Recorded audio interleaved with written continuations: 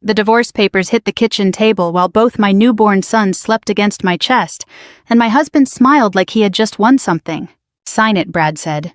Behind him, his boss, Vanessa Holt, stood in my living room with one hand resting on his shoulder. She wore a cream wool coat, red lipstick, and the kind of calm expression people have when they think money makes them untouchable. I had been home from Fort Belvoir Community Hospital for 3 days. 3 days? I was 42 years old, sore from an emergency C-section running on hospital coffee, and 2 hours of sleep holding twin boys who still had those tiny blue hospital bands around their ankles.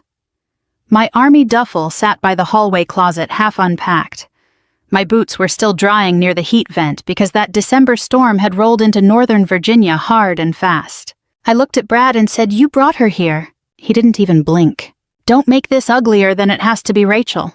My mother-in-law Diane stood by the breakfast bar with her arms crossed.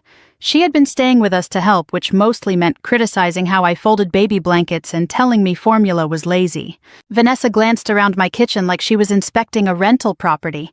Brad slid a manila envelope closer to me. "The papers are fair. You keep your personal things. I'll handle the house." I almost laughed. Not because it was funny, but because my body didn't know what else to do. "The house," I said. "The one my re-enlistment bonus helped save."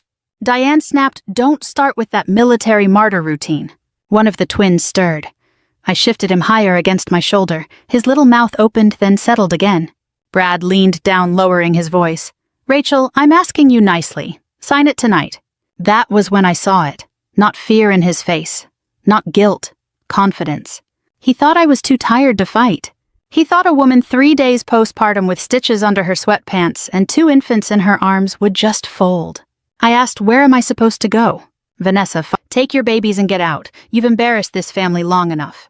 The wind hit the window so hard the glass rattled. For a second I looked at the Christmas stockings still hanging over the fireplace. Mine said Rachel. Brad said Dad, even though he had not changed one diaper since we came home. I didn't sign. I didn't scream. I picked up the diaper bag, tucked both boys inside my coat as best I could, and walked out into the snow. By the time I reached my old Ford Escape, my hands were shaking so badly I dropped the keys twice. But before I started the engine, I made one call. Not to the police. Not to Brad. To my commanding officer. The heater in my old Ford Escape coughed warm air that barely reached my feet. Snow kept piling onto the windshield faster than the wipers could clear it. Both babies had started crying now, that desperate newborn cry that makes your heart race because you know they don't understand cold or fear. They only know they're hungry. My phone rang before I even backed out of the driveway. "Captain Rachel Carter." "Yes, sir." It was Colonel James Whitaker, my battalion commander. "I just got your message. Where are you?" I looked back at my little brick house in Alexandria. Brad had already closed the front door. The porch light went off. "I'm leaving home." There was a pause. Then he asked quietly, "Are you and the baby safe?" Nobody had asked me that all evening. I swallowed hard. "I think so." "You think so isn't good enough." Those words broke something inside me. For the first time since Brad walked in with Vanessa, I started crying. Not loud. Just silent tears rolling down my face while I tried not to wake the twins even more than they already were. Colonel Whitaker let me cry. He didn't interrupt. After nearly a minute, he finally said, "Listen carefully. Drive to Walter Reed's Fisher house. I'll make a phone call before you get there. I can't ask the Army for—" "This isn't charity, Captain. You served 21 years. Let us take care of one of our own." 21 years. Another assignment. Now I needed somewhere warm to sleep. 40 minutes later, a volunteer named Martha met me at the door. She looked to be in her late 60s, wearing fuzzy slippers under her winter coat. "Oh, sweetheart," she said when she saw the babies. She didn't ask questions. She simply opened the door wider. "Let's get those little boys warm. Sometimes kindness is loud. Sometimes it sounds like someone heating a bottle while another person unfolds a clean blanket. That night, kindness sounded like Martha saying, "I already made chicken soup. Would you like some?" I hadn't eaten since breakfast. I nearly laughed. "I'd love some." The next morning, reality arrived. My checking account had exactly $1,842. The mortgage payment was due in 12 days. Brad had canceled my access to our joint credit card before midnight. I found out when I tried buying diapers online. Card declined. Again. I stared at the screen. He planned this. Martha looked over my shoulder. Men like that usually do. By noon, my phone buzzed. It was a text from Brad. Have your attorney contact mine. Nothing about the babies. Nothing asking where we were. Nothing asking if we'd made it safely through the snowstorm. 5 minutes later, another message appeared. Don't make this difficult. Vanessa and I are moving forward. Vanessa and I. Not even 24 hours. I deleted both messages. Later that afternoon, I met with a legal assistance attorney on base. Major Elena Brooks listened without interrupting. When I finished, she leaned back in her chair. Rachel, who paid the down payment on the house. My parents. And whose name is on the original deed? My father and me. She smiled. Amazing. What? I don't think your husband understands what he just did. For the first time since leaving that house, I felt something other than grief. It wasn't happiness. It wasn't revenge. It was curiosity. Major Brooks opened a folder. I think we need to pull every financial record your husband has touched over the last 5 years. I spent the next week learning something I wish no woman ever has to learn. Leaving a bad marriage is emotional. Untangling one is business. Every morning at 6, I fed the twins, bundled them into their stroller, and walked the quiet sidewalks around the Fisher house while snow crunched beneath my boots. The cold air helped clear my head. The babies usually fell asleep after 10 minutes, giving me enough peace to think. When they slept, I gathered paperwork, mortgage records, tax returns, insurance policies, bank statements. By the 4th day, my dining table at the Fisher house looked more like an evidence room than a place to eat. Major Elena Brooks came by after work carrying 2 coffees and a yellow legal pad. You've been busy, she said. I couldn't sleep. She smiled knowingly. Most people cry after a divorce. I did that already. She looked over the documents. Then her smile disappeared. Rachel, did you know Brad refinanced the house last year? I looked up. What? He took out a home equity loan. I never signed anything. She turned one document toward me. According to this, you did. I stared at the signature. It looked like mine. Almost. Same slant. Same initials. Same flourish under the last name. But it wasn't mine. I had signed military deployment paperwork thousands of times during my career. I knew my own handwriting better than anyone. Someone had practiced it. Major Brooks quietly said, "This may be forgery." For a moment, I couldn't breathe. The house wasn't just a home. It had belonged to my parents before they retired to Tennessee. When Brad and I married, Dad agreed to transfer ownership to me because he wanted the twins one day to grow up where I had. Brad had borrowed nearly $300,000 against it. Without telling me, "Where did the money go?" I whispered. That's our next question. 2 days later, the answer started appearing. Not from the bank. From Facebook. One of Brad's coworkers posted photos from a company holiday party. Vanessa stood beside him wearing. Brad and I had never owned a beach house. I clicked Vanessa's profile. There it was. A photo of her standing on a deck overlooking the Chesapeake Bay. Behind her was Brad, his arm around her waist. Date posted. 8 months earlier. 8 months. I looked down at the twins sleeping beside me. That meant he'd already been seeing her while we were choosing baby names. While we painted the nursery. While he held my hand during prenatal appointments. I closed the laptop. Not because I was angry. Because suddenly everything made sense. That evening my father called. How are my grandsons? They're eating nonstop. They sound healthy. They are. There was a long silence before he asked. And you? I almost lied. Instead, I told him everything. Every detail. When I finished, Dad didn't speak for several seconds. Finally, he said, "Rachel, I need to tell you something." "What?" "I never fully transferred the property." I frowned. "What do you mean?" "The deed still requires my signature for any refinancing or sale." I sat upright. "What?" I insisted on that clause after Brad kept asking strange questions about the property's value. My heart started racing. So if he refinanced without me? Dad let out a slow breath. He may have committed mortgage fraud. For the first time, I realized this wasn't just a cruel husband walking away from his family. Brad had built his new life on lies. And lies leave paperwork. Lots of paperwork. Major Brooks had been right. The more confident Brad became, the sloppier he got. The following Monday started like every other one had since my life fell apart. Feed the twins. Change diapers. Answer emails from Army Human Resources. Meet with my attorney. Pretend I wasn't exhausted. The boys had finally settled into a routine. Every 3 hours they wanted bottles. Between feedings, they'd curl their tiny fingers around mine and fall asleep without a care in the world. Watching them reminded me why I couldn't afford to make emotional. She laid several bank statements across the conference table. Remember the equity loan? I nodded. We traced most of the money. She pointed to a highlighted transaction. $96,000. Then another. $41,500. Another. $78,000. I frowned. What am I looking at? She slid another page toward me. Luxury car dealership. The beach house down payment. High-end jewelry. My God. And this? She tapped the final transaction. Holt Executive Consulting LLC. I looked at the name. Holt. Vanessa Holt. So Brad wired money directly to her company. Repeatedly. The room went quiet. I whispered, he used our home to finance another woman's life. Major Brooks finished the sentence for me. That afternoon I received an email from Brad's attorney. The subject line read, Final Settlement Offer. I opened it. Brad wanted nearly everything. The house, his retirement account, joint savings, even my grandfather's antique walnut dining table.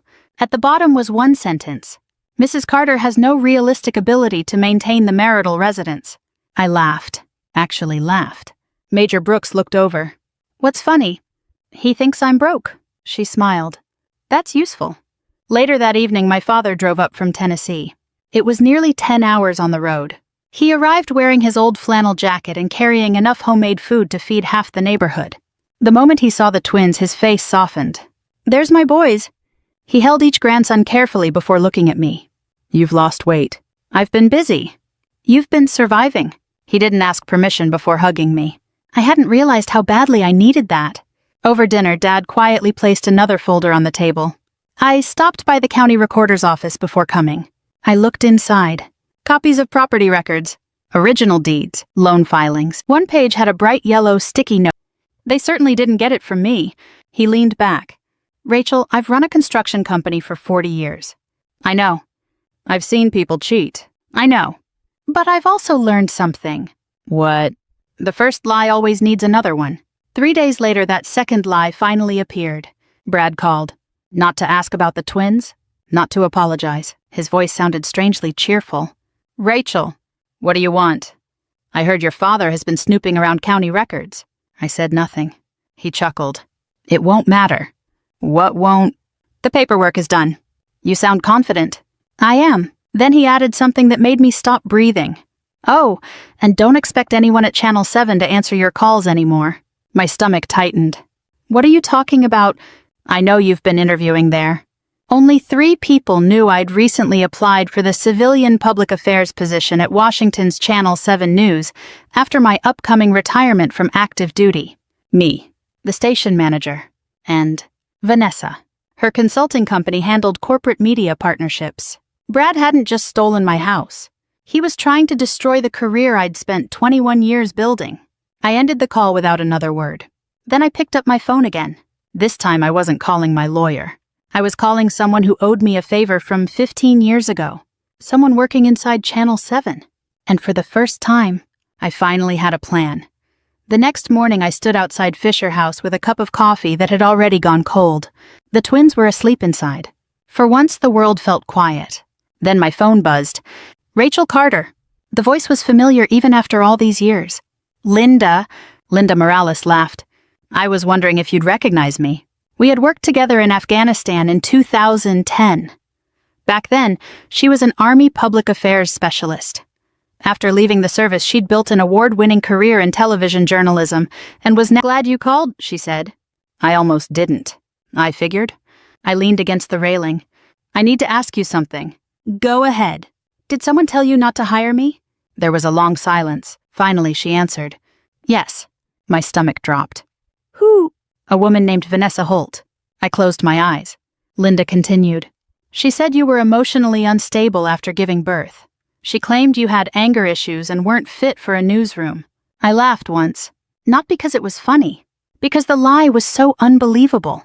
I've never even met her. I know. You knew. I checked your military record before I listened to anyone else. She paused. 21 years of exemplary service. Multiple commendations. A Bronze Star. A Meritorious Service Medal. 0 disciplinary actions. Then she said something I'll never forget. Rachel, people don't build that kind of reputation overnight. Tears filled my eyes. They build it over a lifetime. That afternoon, Linda invited me to the station. Not for another interview. Just to talk. Martha happily volunteered to watch the twins for 2 hours. "You go," she said, waving me toward the door. "You deserve adult conversation." Channel 7 looked exactly the way I remembered. Bright lights, busy hallways, people carrying cameras and coffee at the same time. Linda met me near the newsroom. She hugged me before saying a word. "You look tired." "I have 1-month-old twins," she laughed. "Fair point." We spent nearly an hour talking. Not about television. About integrity. About public service. About what happens when decent people stay silent while dishonest ones get louder. Finally, she opened a folder. "Rachel?" Inside was my employment application. "I never rejected you." "You didn't." "I put your file on hold because Vanessa insisted I should." She leaned forward. "Then something strange happened." "What?" She kept calling. "How many times?"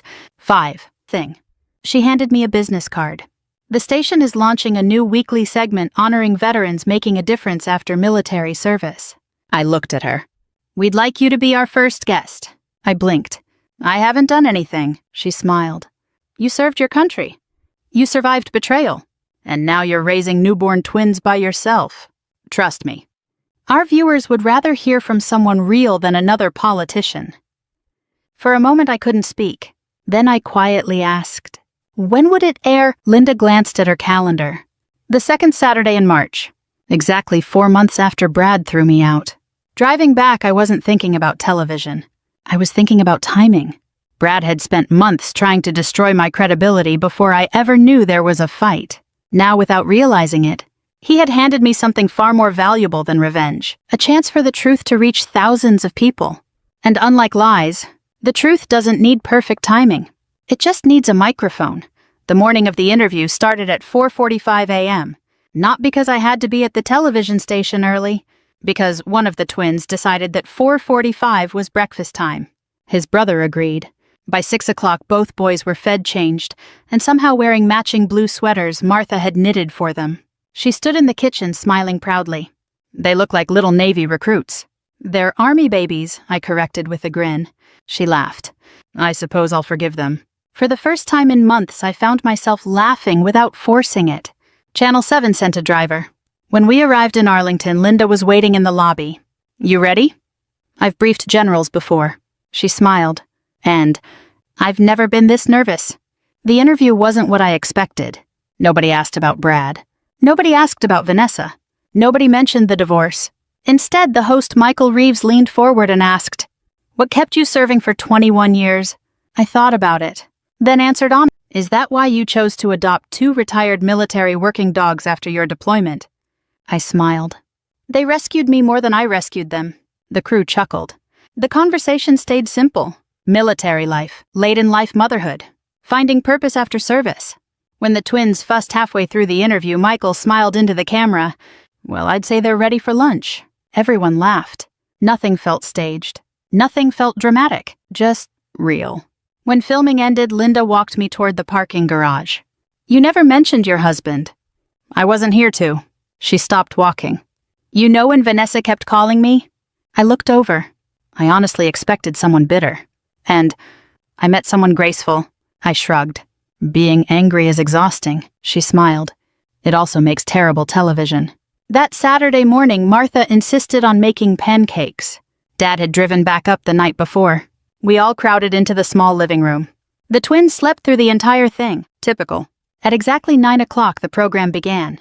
The opening showed photos from my Army career. Training at Fort Benning.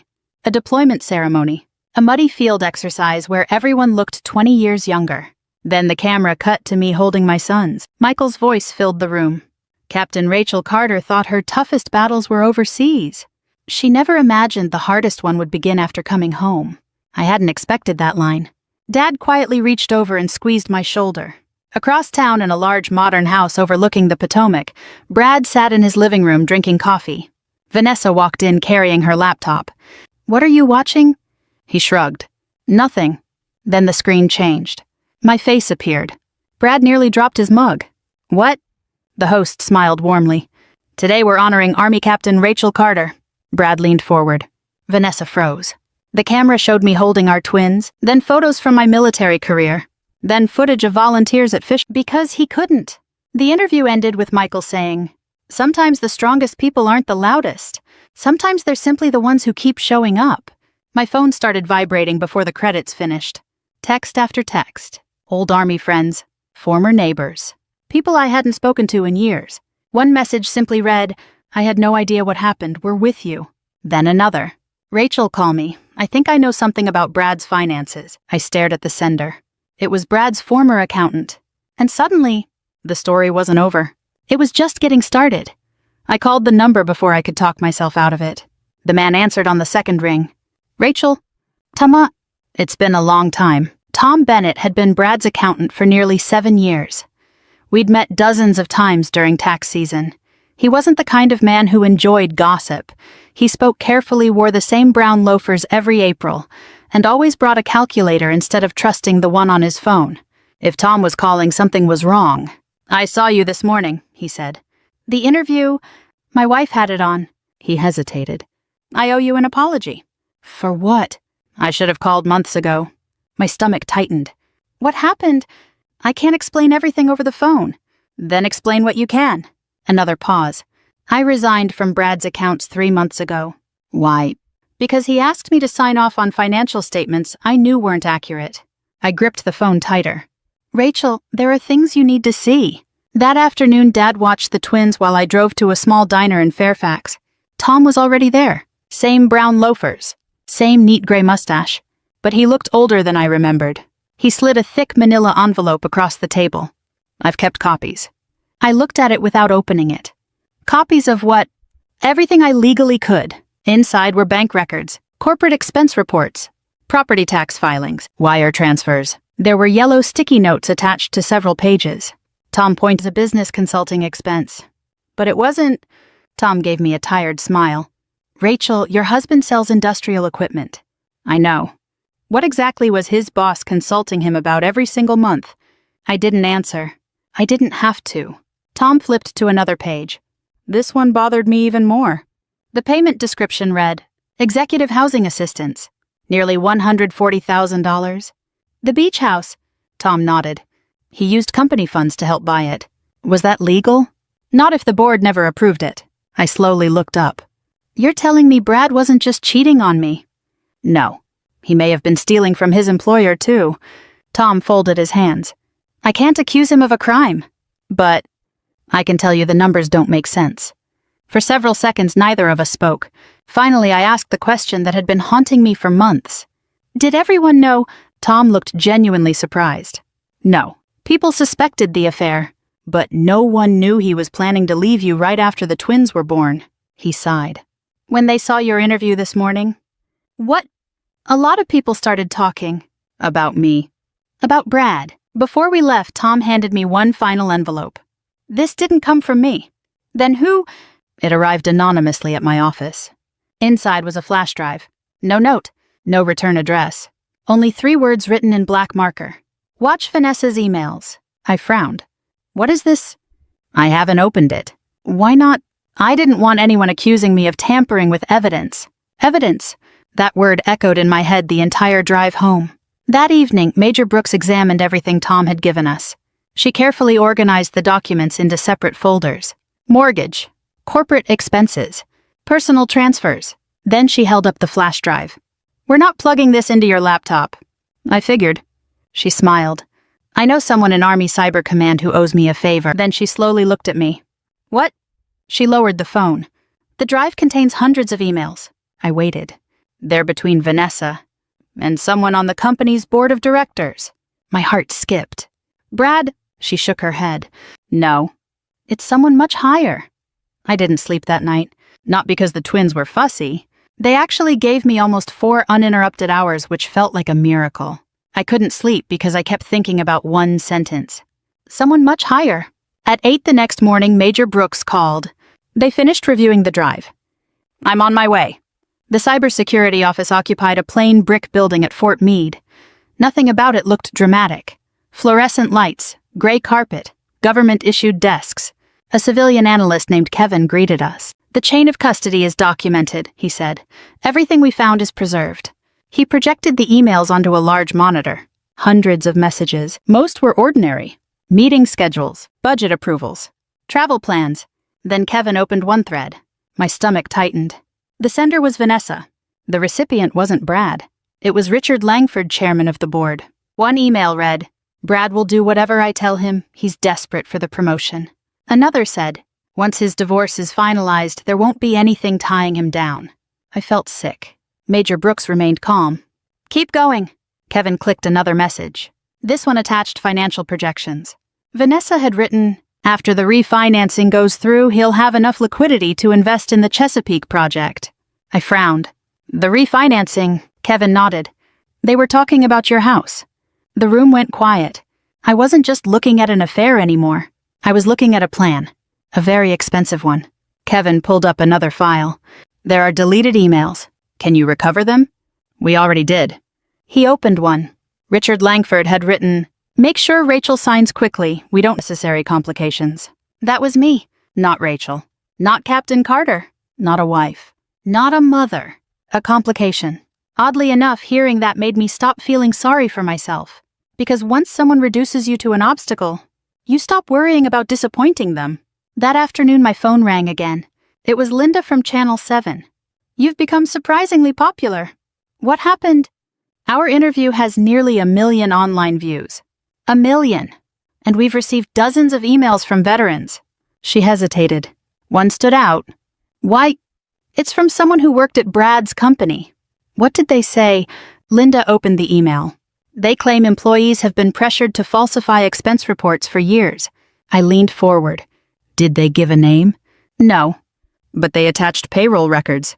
By now I had mortgage documents, wire transfers, corporate expenses, recovered emails, anonymous payroll records. The puzzle pieces were finally fitting together. But I still had one problem. None of it mattered unless the people in charge were willing to listen. 2 days later, that opportunity arrived. Tom called. "The company's annual shareholder meeting is Friday. So, the board has to answer questions publicly. I don't own stock." "You do." "I don't." "You inherited 50 voting shares from your grandfather when the company went public." I blinked. I forgot. Brad was counting on that. I laughed for the first time in weeks. He forgot too. Friday morning I put on my Army service uniform. Not because I wanted attention. Because after 21 years it reminded me who I was before Brad convinced me I wasn't enough. Dad held one of the twins while I adjusted my jacket. "You nervous?" "Terrified." He smiled. "Good." "Good. Courage isn't walking in without fear. It's walking in anyway." I kissed both boys on the forehead. Then I drove toward downtown Washington. For the first time since that snowy December afternoon, the White House, a 20-story glass building I'd visited exactly twice during my marriage. Both times Brad had asked me not to wear my uniform. "People here don't really understand military culture," he'd said. Standing in the lobby that Friday morning, I realized what he had really meant. He didn't want anyone comparing our lives. The receptionist looked up. "Good morning." I smiled. "I'm Rachel Carter. I'm here for the annual shareholders meeting." She searched the list. "I don't see your name." Tom had warned me this might happen. I quietly slid my stock certificate across the counter. "I believe these voting shares qualify me." Her expression changed immediately. "One moment, ma'am." 5 minutes later, I walked into the boardroom.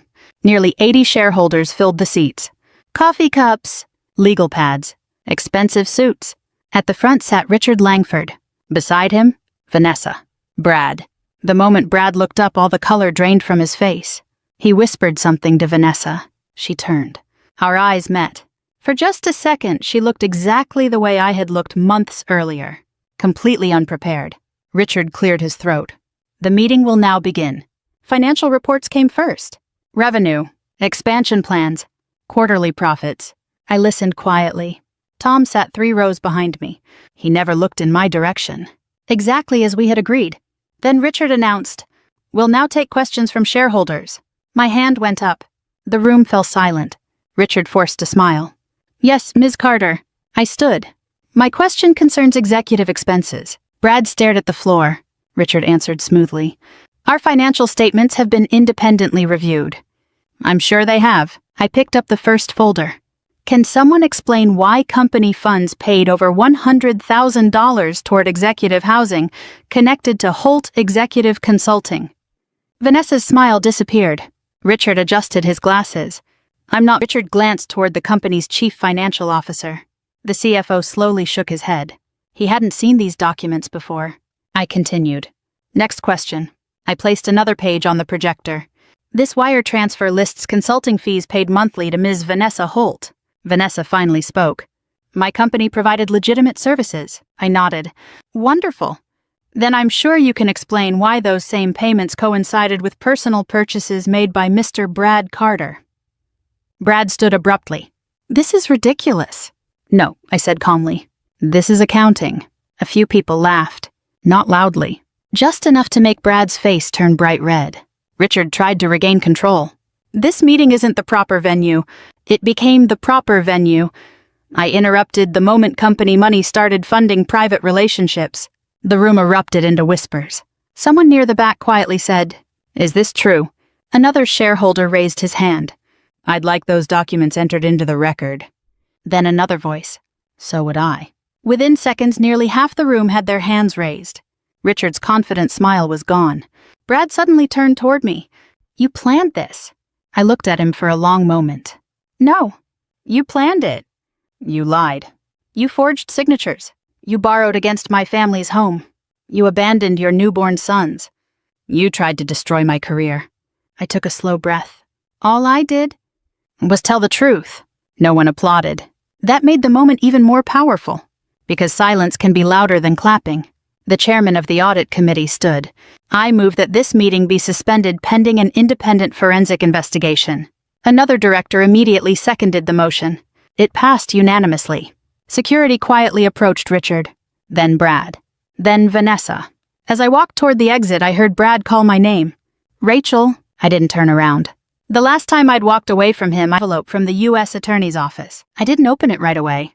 The twins, Ethan and Noah, had just learned to crawl, and at that moment they seemed far more interested in chasing each other across my father's living room than anything inside a government envelope.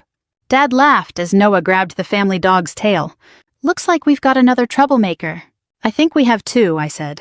Life had become surprisingly ordinary, and after everything we'd lived through, ordinary felt like a gift. The investigation had taken nearly 4 months. Forensic accountants combed through years of financial records.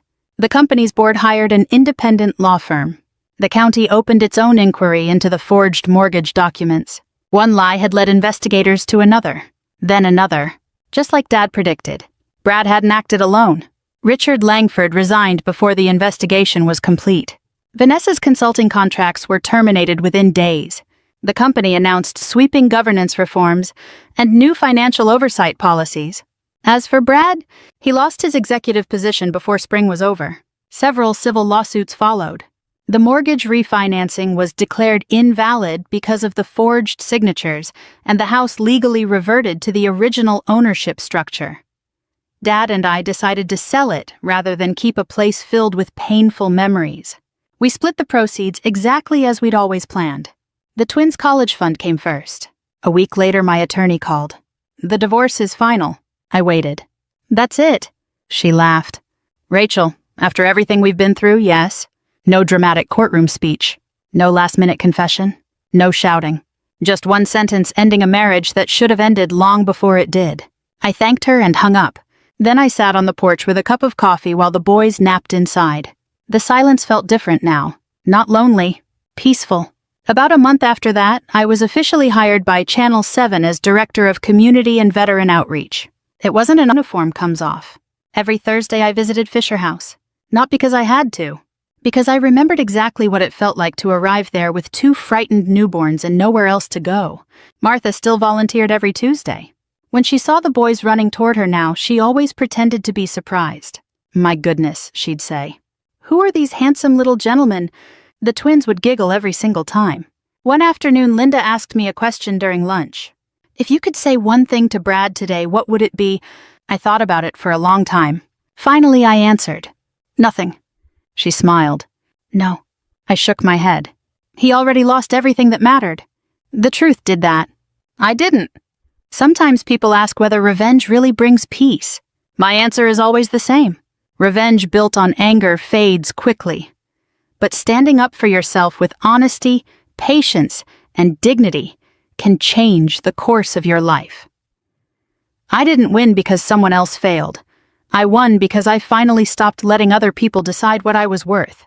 If my story reminds even one person that it's never too late to walk away from disrespect, then sharing it was worthwhile. And if you've ever had to rebuild your life one difficult day at a time, I hope you know you're stronger than you realize. Thank you for listening. The end.